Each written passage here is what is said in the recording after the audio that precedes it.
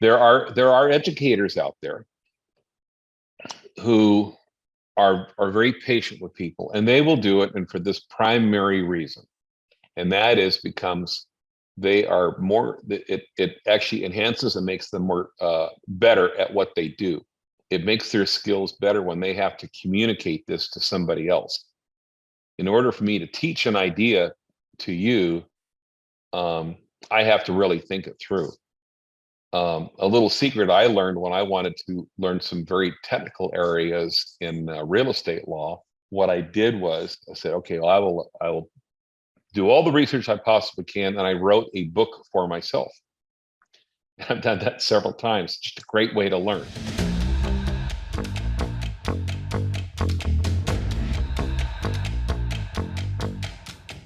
Welcome to the Break Free Podcast. I am your host, David Mancella. This podcast is dedicated for the people that want to make a better future, for the people that want to discover whether they should stay in a job or jump into business, or people in business that are wondering how to get it to the next level, maybe how to find freedom in their business. Maybe they feel trapped in business. So what we do here is interview brilliant minds like Rick, and we extract all their knowledge and all their experiences so that we don't have to go through the same troubles that they have, so we can actually grow faster in our life. So it's a mentorship program, basically. So with that, Rick, welcome to the show. How are you? Good morning, David, or good afternoon where you are. I'm on the left coast, and you are in Toronto today? In Toronto, yes. Okay. It's getting colder here, 40 degrees. Well, it's like 45 here in SoCal, just so can I say? It's cold there too. Yeah, at the moment, yeah. Rick, for the audience, can you give me your full name? Where do you live and what do you do for a living? Yeah, I'm Rick Harmon. That's Harmon. I'm from the SoCal area. I grew up in a small town that got to be a larger town, Yorba Linda, and I'm actually in the Orange County area in Carbon Canyon, and I split my time between Carbon Canyon and a little unknown area called Capistrano Beach, part of Dana Point, and I'm a native and born in Los Angeles. My business for many years, I'm an investor, and I really work with people in charge of probate estates and trusts. But if you want me to sum up my business in to make it simple, I help people keep their inherited property. I deal with the people in charge, but I help people keep their inherited real estate, in the family. I don't deal with the, people with the 40, $50 million homes. I deal with the little guys, and where they are the kind of underserved. Yeah, the common people, right? Which is the majority. Yeah, yeah, the Joe lunch buckets, and the folks that typically don't have access or knowledge or get talked into doing things that they really regret later, like being encouraged to, sell a house that they really don't have to, and that's that bothers me a lot. So there is a lot of lack of knowledge about this process. At least I had. My dad had to pass away for me to even realize what a probate was. Can you explain the audience how does the law works when somebody passes away and they leave property and assets to their offspring? Well, let's walk through kind of backwards. And somebody inherits property, and again, I only work in California. And my background is as a real estate investor. I started in 1978 when the earth was still cooling and I was out of college. And throughout the 80s, I did have a full-time job.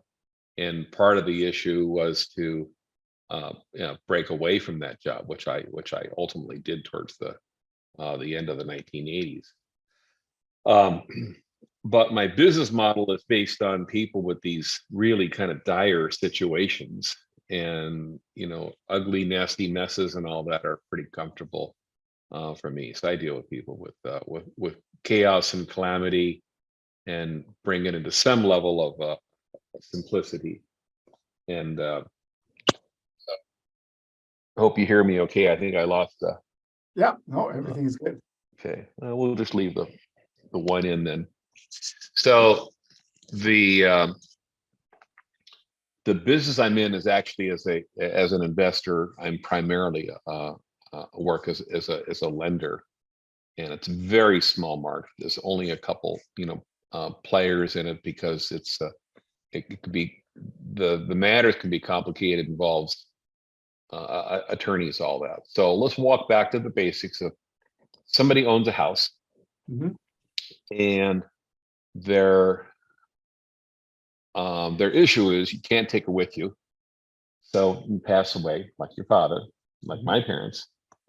Um, the Send that to have some way of transferring it. And when you're deceased, you can't. You of course you're not in a position to transfer a document. You could do something beforehand. You can make other plans, but my business is not really the probate business. My business is giving people the ability to keep a property. That's really what it's about. Mhm. And so in California, and every state's a little different, but there's always some level or a way to be able to pass ownership of real estate. It's a basic right in most sovereign nations to be able to do that, where you have ownership of property. California, it's established that absent somebody having an estate plan like a property and a trust, you can leave a property to other people, and you do that with a will, but it still has to go to the courts, and there's a procedure to do that. In order to do that, what you get is, if you are an heir, or if there is a will, you're called a beneficiary. Um, if you get this, if you're named to receive the property or part of the property, what you really have is a piece of that. You get what's left over. So all the debts, the creditors, secured creditors, claims, whatever, medical bills, attorneys have to be paid. But along the way, a lot of problems happen, and people don't always get along, and that's where I come along to um, work with those situations. So sometimes there's you know more than one heir or beneficiary. They don't always agree. They have different plans. One person stays in a property, and the other feels kind of left out, even though they have some ownership or claim to it. And long-standing disputes seem to kind of rise to the surface, and something that happened when they were children, uh, all of a sudden becomes an issue. My people are not really involved with grief, but it's usually if there are more than one heir and they're not getting along, there's something that's been never resolved, should have been resolved a long time ago. Mhm. So It's so here in Canada, before you take ownership of the property or you can do anything with it, even like I had power of attorney over all my dad's affairs.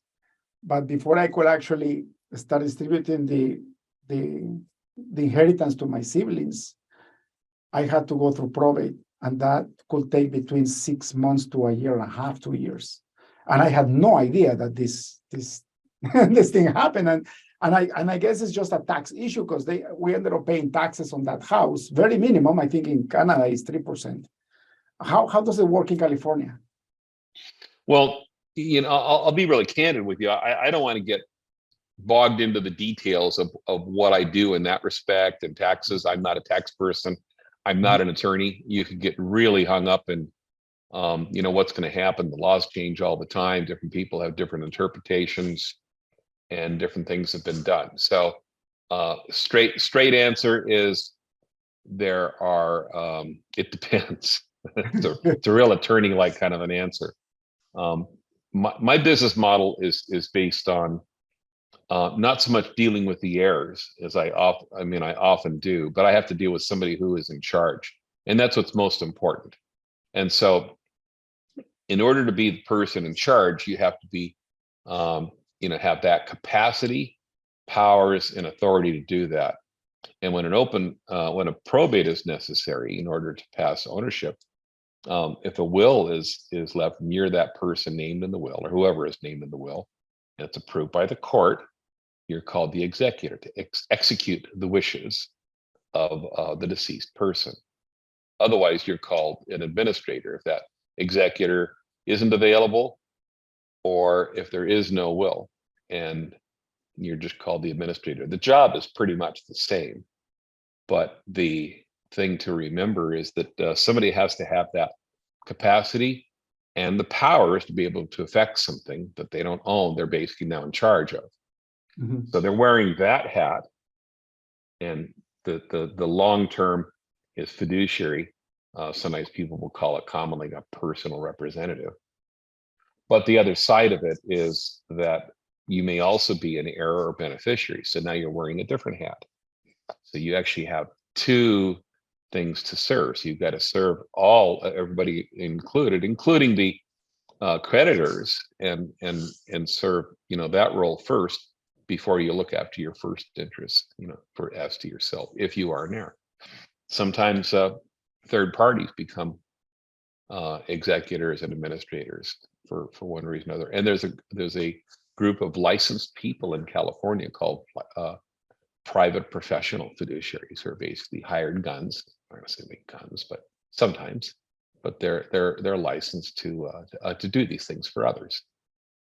So how does your business help people keep their properties so they don't have to liquidate? Well, that's the whole idea, is that the liquidate would be the sale of the asset. But if they have a lot of asset equity, then they may have the choice of being able to, to borrow, that the person in charge could borrow to satisfy these other debts, creditors, buyouts, workouts, what have you, and be able to do that, what's called a fiduciary mortgage. They're not available in other states. It's a product that we created back in the late 1980s. And so, in example, with a $500,000-$600,000 house, I don't know what comparatively it might be in other places, but somebody can probably borrow up to about half that, minus any other kind of liens and debts on it. So I didn't know you really wanted to get this granular with your query, which I'm fine to do, but I these are different questions than your assistant had I'm sorry to go suggested. so deep into it. It's just that I find it fascinating how you are helping people do this, and because a lot of people end up losing their houses, and it's because of we don't have anything like that in Canada, for example. I don't even know that you have access to get a mortgage while you're resolving your matters. So people. Well, that's the thing, because banks don't banks don't make loans to, not to be crude, but banks don't make loans to dead people, and they certainly don't make mortgage loans when you don't own a property, even though if you're in control over it. That's not their business model, nor is it typically part of their charters. I haven't seen a bank even try to do it in decades, since before the Great Recession. But what I will say, what I really do, aside from being a capital and investor guy, is I take messes, if you will, the chaos and the calamity and what have you, and I'm really good at talking to people, putting them at ease, simplifying these things, and discussing them in such a way that they could make better choices and understand it. And that is a skill that I developed over years, and I wasn't even really aware that I was doing it. Can I tell you a little story? Yes, please. Okay, back in, this is 45 years ago, or 40 years ago, over 40 years ago. I was trying to help somebody, and I was going to buy a house, and they were in foreclosure. And I didn't know how to do it. I knew the basics, what was going on, but I did not really know how to do this. And I was so overwhelmed by all the different components, all the pieces. Had a couple that was getting a divorce, so they had their own issues. They didn't speak. The man and the woman didn't speak. The bank was, the auction was coming up soon.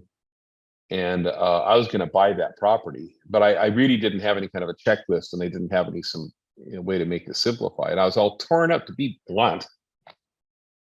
I was torn up in kind of overwhelmed mode. And I was practically, curled up in a ball over this thing, trying to make it work until somebody kind of took pity on me. Somebody who knew the business and had been through a lot of transactions, walked me through it, put me at ease. And that was a big deal because I was emotionally, I was a wreck and overwhelmed trying to help these people. I had the money, I had certain know-how, but I didn't have a procedure, I didn't have a checklist. And there's just all these pieces coming from different directions. And all at once, I was in overload mode. Mhm. And that stuck with me. Once I went through that, I thought, okay, well, never again. I will be prepared. So that's when I realized and made a big commitment to my education. And I'm a big proponent of getting good education, not from the dream merchants who just drive me nuts, not from the people who say they know how to do stuff, but they don't really have any experience. I have a way of finding out really quickly about separating who the real people are versus the posers, and I abhor the posers.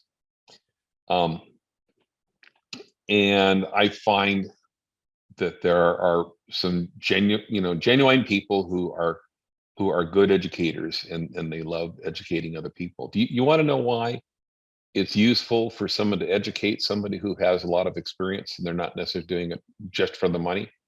Mhm. Is if you're listening to this, is that one of the little secret behind being in education or speaking to people, maybe even why I'm even doing this today in part, is because if you are developing your craft and good at your craft, anytime you have to convey this to other people or educate them, like in my case, I do most of the speaking I do is for attorneys, and I'm kind of bossy, you can imagine. And You don't say. I'm assertive, but you kind of have to look at the role you're playing. But if you, for example, if you are trying to become an entrepreneur in the real estate space, there are educators out there who are very patient with people, and they will do it, and for this primary reason, and that is becomes they are more, it actually enhances and makes them more better at what they do. It makes their skills better when they have to communicate this to somebody else. In order for me to teach an idea to you, I have to really think it through. A little secret I learned when I wanted to learn some very technical areas in real estate law, that there was nothing that was credible out there, and the attorneys didn't really know it. Even the judges didn't know it. What I did was I said, okay, well, I will do all the research I possibly can, and I wrote a book for myself. I've done that several times. Just a great way to learn. But if By there's writing a book. information that's out there, well, yeah. So I ended up with this book that had, this much stuff there. It wasn't pretty, but I wrote it for me, not for you, not for anybody else. Yeah. And just a great way to educate. But if that information is already available, somebody who has the chops and the experience, the reason, hopefully they're doing it, there's ways you can check that out, is they're doing it because they become better at their craft, at their skills. I watched even attorneys do it. It's incredible, but it's so important to have these people teaching others, right? I remember hearing an analogy before where, let's say you have two kids and they play video games, and then they invite you to play a video game with them. And when it's their turn, they are already shooting everybody, right? That they know when the next character is going to show up, and they know exactly how to shoot. And then you try to play and you lose the game because you have no idea where all these things are going to show up. So the idea is these kids already know what's going to happen based on their experience. And that's why the father always loses. So imagine in business, right? Like I was overwhelmed when I started my business too.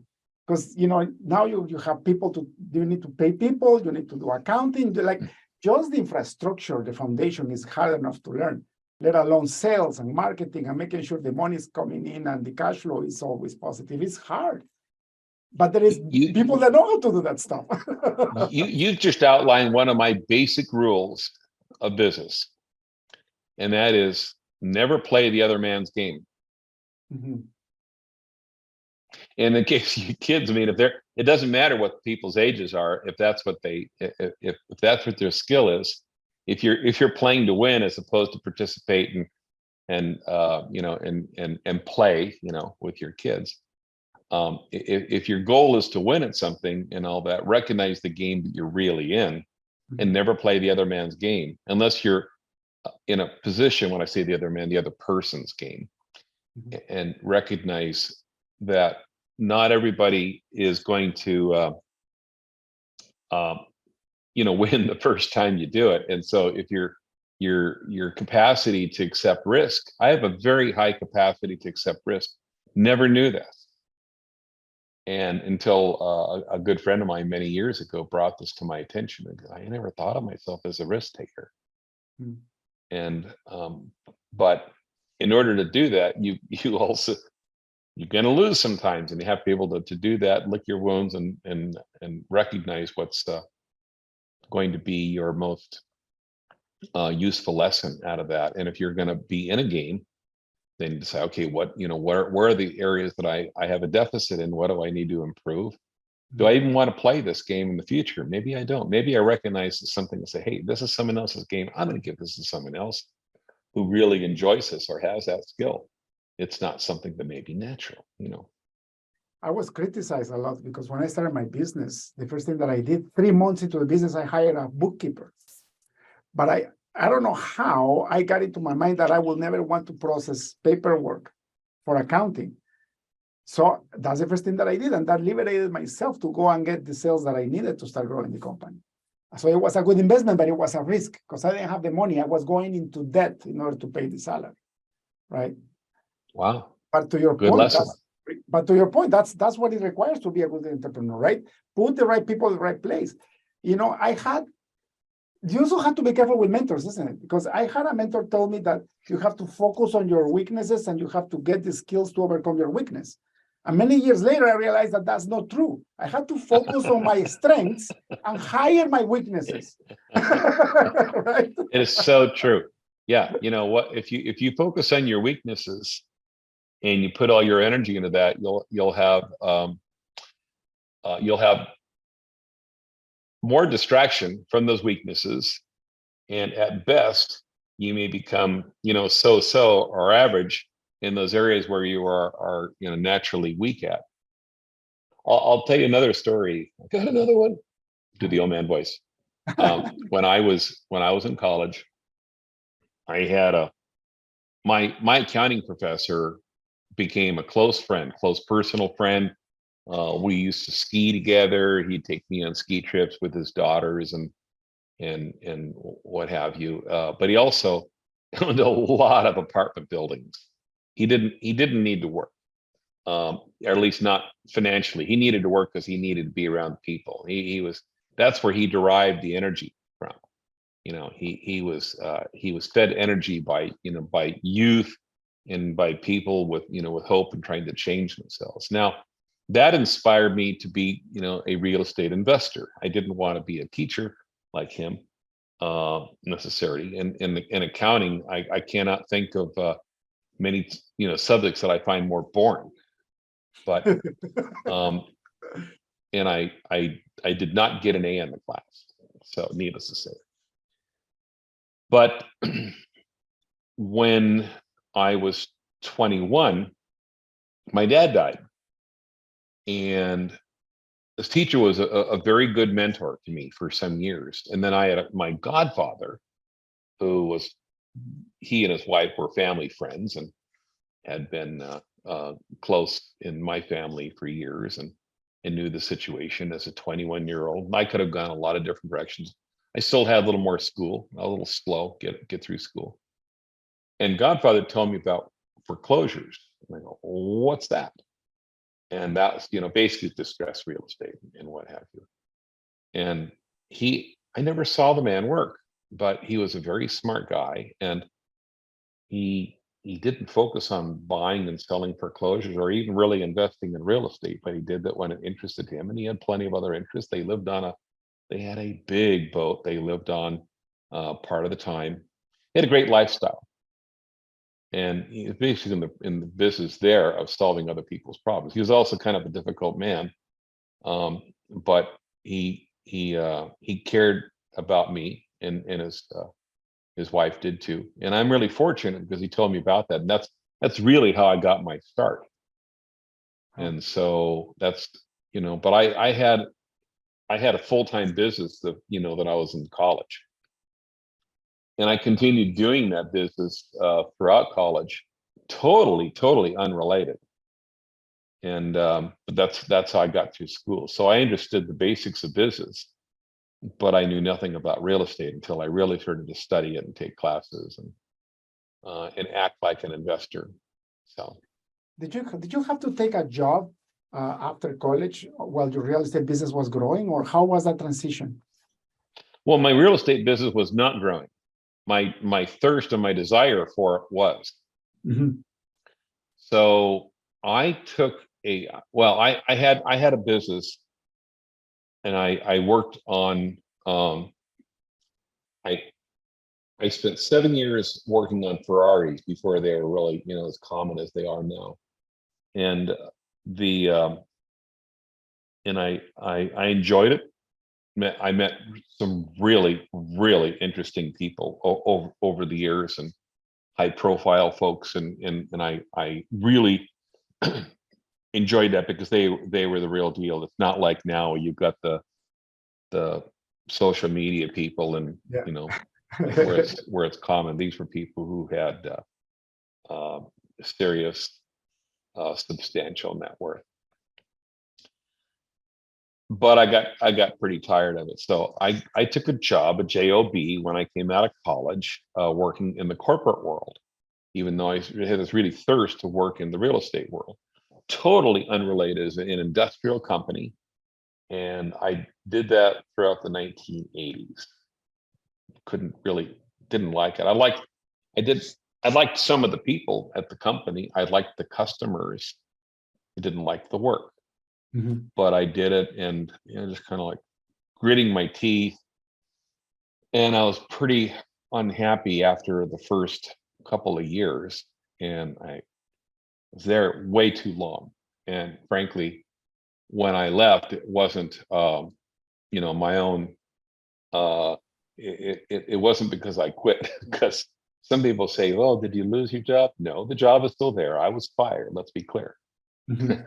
So it's and probably out of all the people I've ever met, I still have probably my best story about how good it felt to be fired, because I did not want to work there, and I didn't have the courage.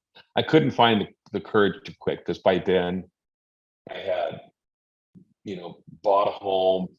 I had some, rentals, a few rentals and things going, but I didn't have sufficient cash flow and confidence. So probably the most important thing that an investor needs to, or even any entrepreneur needs to protect, is their confidence. If you don't have your confidence, the rest doesn't really matter. Of course, the confidence is not the place you start, but confidence is key. And you have to build it over time, right? For sure. So you were let go. Did you get into shock? It must have felt Fired. so alien, but Fired. fired. Yeah, yes, so you were fired. There's you have to have the full emotional impact, so that the job is still there, and I'm separated from the job, and I was happy that I was separated from the job. And I make a big deal about that, because if you are trying to, if you want to be an entrepreneur, there's a certain point of time, which there's that emotional, have to find a way to disconnect, from that umbilical cord, and, make that decision. And in my case, I couldn't make the decision on my own. Mhm. And I unfortunately had to leave it to other people I care about, I waited until the point that they couldn't handle it anymore and needed to fire me. And I think that's useful. I learned lessons. I feel bad for that, tried making amends later. But that's an important thing to recognize, that to be able to detach is going to be, a key part. If you're trying to do a side hustle and all that, and you're divided, that's a problem. It's hard. So I didn't mean to interrupt, but go ahead. You took the opportunity to go full time on business then after that? Yeah, well, I recognized I didn't want to be in the industry that I'd been in. Even though I had opportunities to go and work with competitors and all that, I didn't think that was going to improve anything. The problem wasn't the industry. I didn't like it. The problem was me. I had to deal with me. And so I had to take a long, hard look at what was kind of going on and what needed to change. And there was a lot that needed to change, a lot of lifestyle stuff and what have you. But sometimes it's just, it isn't the prettiest thing to do, but I have an expression that some guys women don't like this expression, but sometimes you just have to lift up the tail of a horse and look it right in the eye. And, and I recognize that I was the horse's ass and I had a lot of changing to do. And I was, as far as I was concerned, was mostly unemployable because I wasn't going to go work for somebody else. And I didn't want to be directed. And my tolerance for risk was high enough that I could accept being uncomfortable and not have income and having to struggle and work to 1 o'clock at night sometimes, if that's what was necessary on a project. I was willing to do that. Mm-hmm. But I also want to be directly,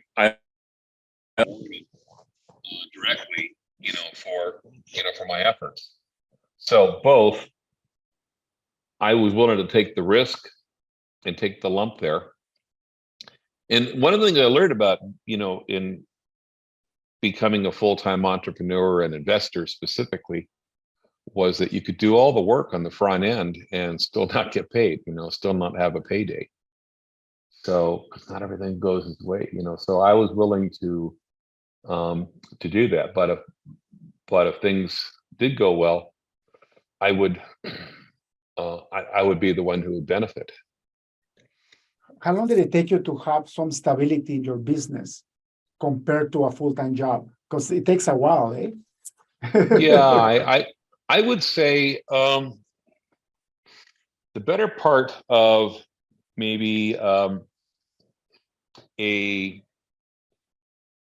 year plus. I mean, I found ways of making it, one of the things about, I always have had good mentors and good people to, talk to, people I didn't work for, but I was around and I would recognize. And in order to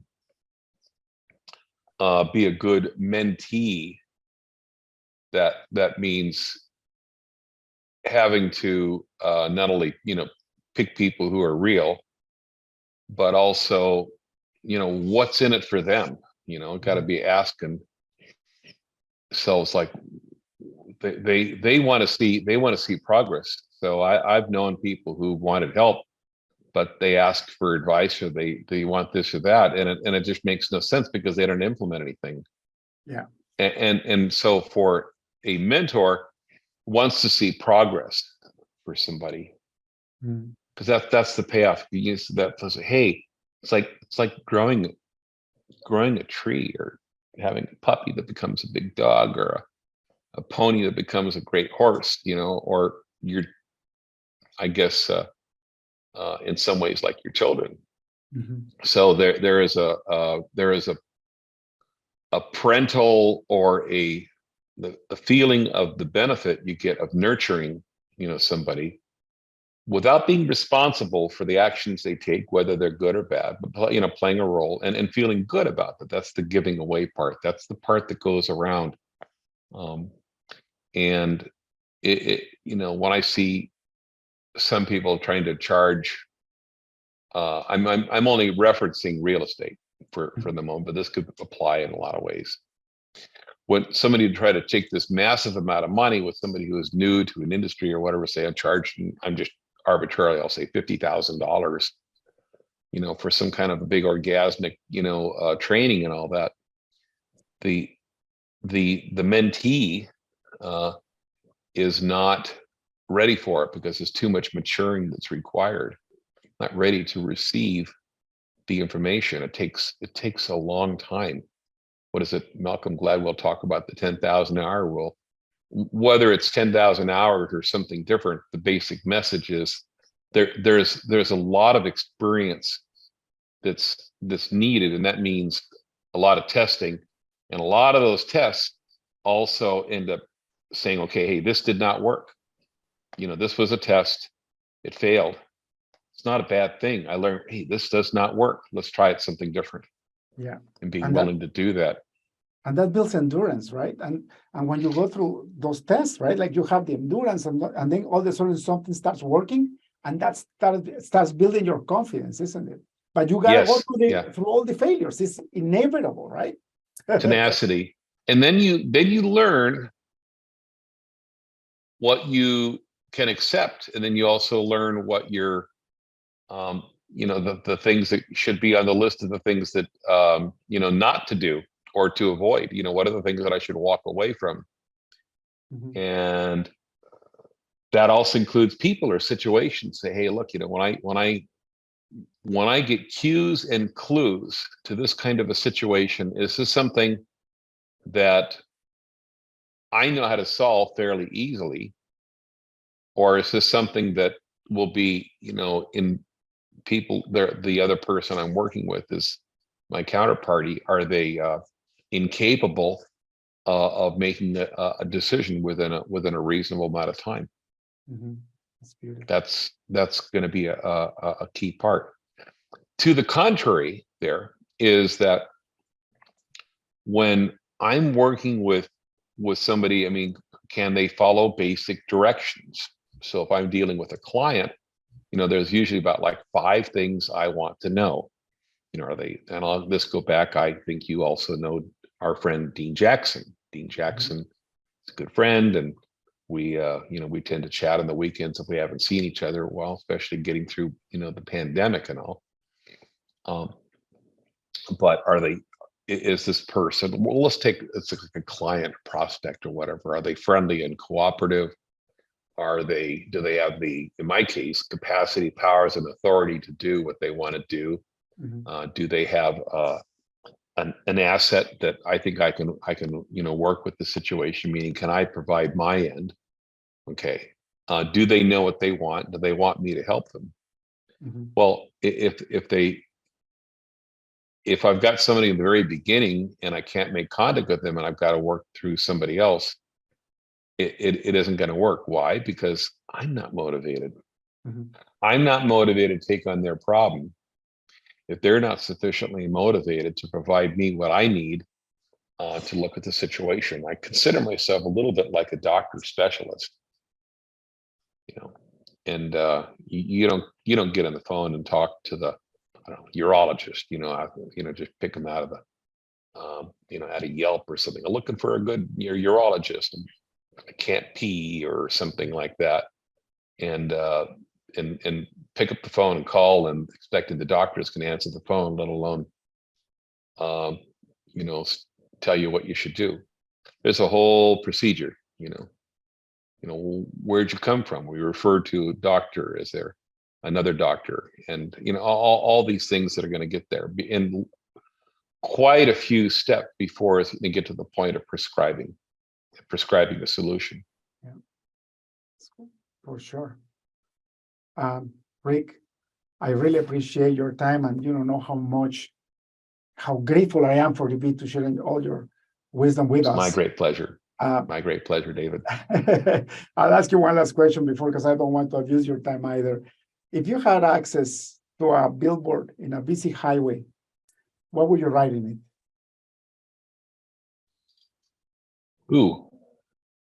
Well, I have a favorite little saying, if it's enough room in the billboard, because I don't want to say I don't want to put part of the message up and then see next billboard for the rest of it. It's not a Burma shaped sign, right? So I would say, plan your work and work your plan. Don't plan the results. If you're going to be an entrepreneur, you really do need to have some kind of a plan. But people talk about goals and all that. Yeah, well, I've got some great intentions and all that, but they may not completely. They may not be they may not be realized exactly, the way you intend.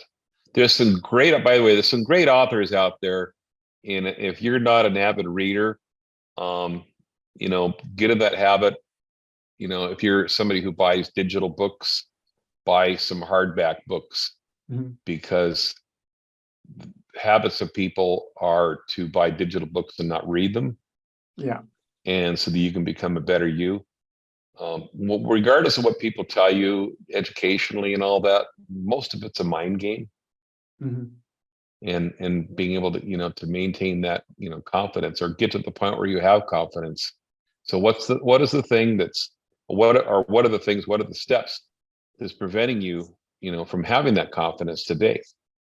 And so I love a strategic coach as an example, which is how David and I met. And it's a great way. I'm not pitching it by any means. So anyway, David, it's been a pleasure. Any way I can be of support to you, it's always good. In my world of inherited property, and this is the last thing in the world I expected to hear that you had an interest in today. Thank you so much, Rick. I truly appreciate it. If people would like to get in touch with you, how can they find you online? Oh, probably other than the regular social media, they can check out rickharmon.com. There's my little blog, and it's not really involved, but you can kind of see what it's about.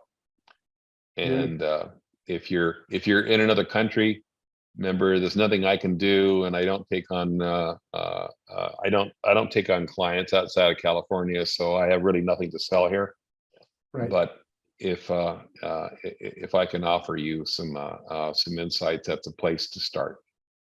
Rick, thank you so much. Bless your soul, brother, and have a wonderful rest of the week. Thank you, David. You enjoy your afternoon too. Okay. That's all for today's episode of the Break Free Podcast. Head on over to iTunes and subscribe to the show. Starting your own business can be tough, but it doesn't have to be. Visit davidmansilla.com to pick up a copy of the #1 international best-selling book, Breaking Out of Corporate Jail. Expand what you consider to be possible and reach your full potential. And join us on the next episode.